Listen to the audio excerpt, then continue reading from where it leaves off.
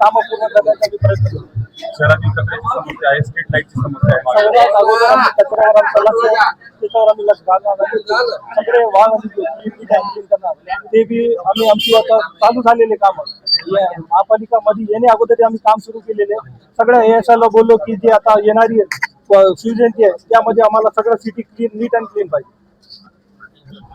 कुठल्या विकास कामांना प्राधान्य देणार आहे?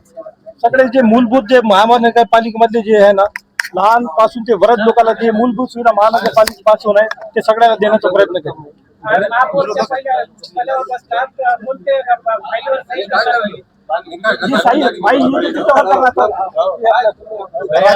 राज्यामध्ये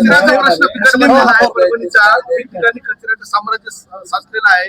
काय नेमकं आता महापौर म्हणून विराजमान झाले तुम्ही, प्रामुख्याने आम्ही प्रश्न कधी सोडवणार? कॉन्ट्रॅक्टरला त्यांना बोललेलो त्यांच्या महापालिकावर त्यांचे जे पैसे पेंडिंग आहे ते आम्ही त्याला व्यवस्थित बोलून त्याला कॉन्फिडन्स मध्ये घेऊन आम्ही काम स्टार्ट करणार आहोत. शिवसेनेनं मुस्लिम महापौर बसवला म्हणून राज्यभर विरोध होत आहे. आता सोडून द्या ना, ते विरोधाला आम्हाला काय उत्तर द्यायचं नाही. आमच्या कामातून आम्ही त्यांना उत्तर देऊ. शहरामध्ये अनेक स्लम आहे, यामध्ये रस्ते नाली याची भयंकर परिस्थिती बिकट आहे. आम्हाला सगळ्यात जे काम रखडलेले मी अगोदरच म्हटलं जे काम रखडलेले ते काम आम्ही करणार.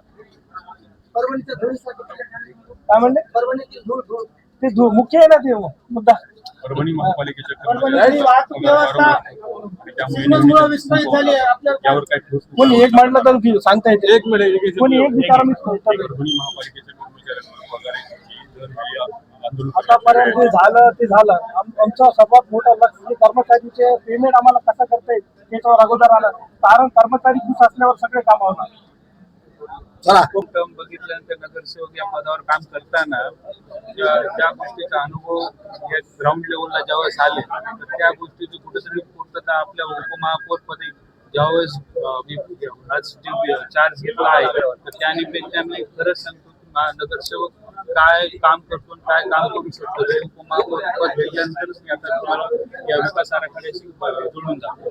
शहरातील कचरा समस्येवर आहे महापौरांनी जरी असं समजलं असेल निवडणुकाच्या झाल्याच्या तरी अद्याप त्यात काही चेंज झालेलं रस्त्यावर ठिकठिकाणी कचरा जावा काही ठिकाणी तर महापालिकेच्या कर्मचाऱ्यांकडून कचरा जावा.